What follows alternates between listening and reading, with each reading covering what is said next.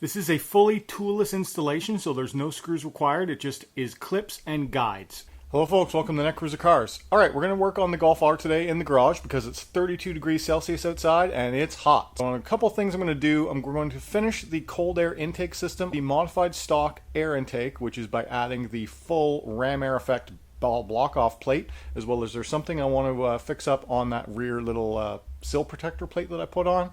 Let me show you. It's a little bit dark in here, staying in the garage where it's nice and cool, but this in here, it actually looks very nice and dark on video, but in reality, it's already turned gray.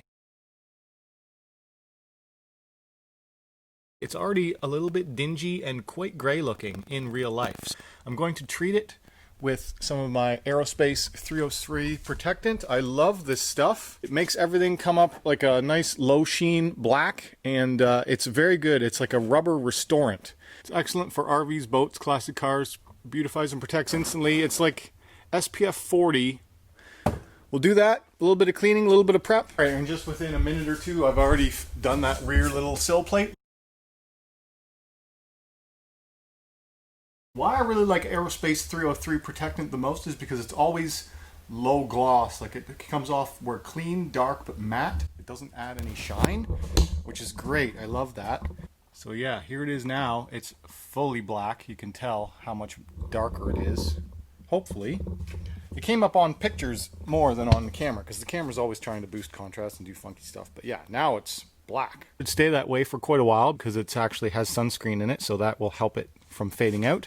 As well as I use that stuff on my tire sidewalls too. I like it as a low gloss tire shine, clean and dark and nicely protected for quite a while. Actually on my camper van, which is a 40, getting on to be a 40-year-old vehicle, it's got newer style tires on it, but I put this on the sidewall before it goes into storage for the winter, and then any sun that it gets helps from not dry cracking the rubber.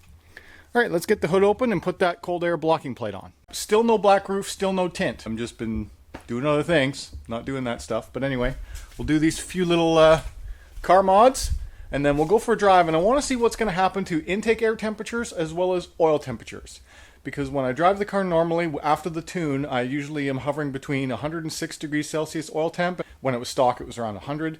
And then now, when I get all airflow funneling in through that air box where none of it can hit the air filter, I want to see, does it actually affect oil temps at all? So we'll see. On wide open throttle, it should reduce intake air temperatures because now it's not being able to suck from the back hot air that was towards the engine. It's not able to get any hot air into the airbox. It's all cold air, which is the whole point of doing this mod. Let's open that part and put it on. Came from Niederrola, Germany. I really don't have a very good trouble light point down over here, so it's very dark in there, but this is the block off plate that will be added into that air channel that I've showed previously when I did the air intake modification, which is to take two screws out of this top plate. You just pop the top plate off, and then this is open in the back, and this is back plate is going to block that off. Well, I will show installing this.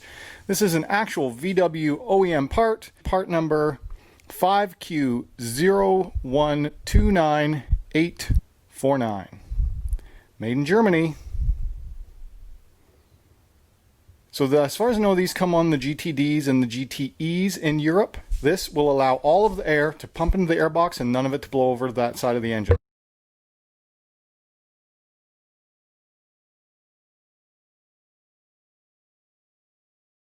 This is a fully toolless installation, so there's no screws required. It just is clips and guides. The little uprights here, can't really see those very well. Uprights there, and that gets it aligned, and then you just click it into place. And this is where we're going to block it off. So the air can come in, and it can go straight through, and then it blows against the intake air manifold and the oil filter. As far as I know, these things do not need air cooling. It's just was more so for moisture related protections. So let's just clip this on. It only fits in properly the one way. The easiest way to line it is just with those vertical slats that I showed. There we go. And that's all there is to it. Installed. My hand goes through and it hits that back plate. It's got a little bit of flex to it, but the only thing that's going to hit that is air. There is no screws that hold that in. It's just a clip top and bottom on each side, so just make sure it's fully clipped in. All right, that European block-off plate is now installed, and there it is, clipped into place. And this is the air channel. So now every single bit of air that blows in through that air intake hits the back wall, all channels down this air tube and down into the airbox. So 100% of the air that goes into the front of the engine now goes into the airbox. We got full ramair. Let's go take it for a drive and see how it is. Alright guys, just drove into town. Very happy to report that that air intake block-off plate works awesome. Overall, intake air temperatures did not spike when I just let off gas and you're idling after a pull. So now it's no longer sucking in hot air from the engine bay. Now it's always getting cold air from the front. So that's a good thing. Other thing is that oil temperature, not affected.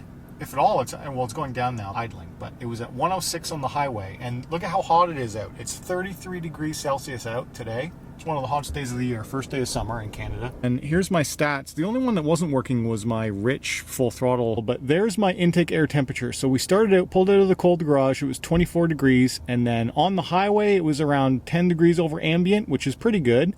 And then now that I'm just sitting here idling, it's now peaked. But it did not do that until it sat here for a few minutes. I'm gonna try and show you here that as you give it a little bit more fuel, the intake temps go down because it's getting more air rammed into it. So that's at moderate throttle, but the temperatures are going down the quicker we go. See that? 41. So it seems to me like there's no downside to this part other than if you were in a torrential rainstorm, now there's no way for the moisture to get out of that area, like it would all get funneled into the airbox. So that's the only thing I gotta really be concerned about, is that if I'm ever in a torrential snow or rainstorm, to worry about that. But overall, I think it's an excellent upgrade all over. So alright guys, if you enjoyed this video, hit that like button. If you're new around here, subscribe. If you want to talk to me, leave a comment down below. And as always, thanks for watching.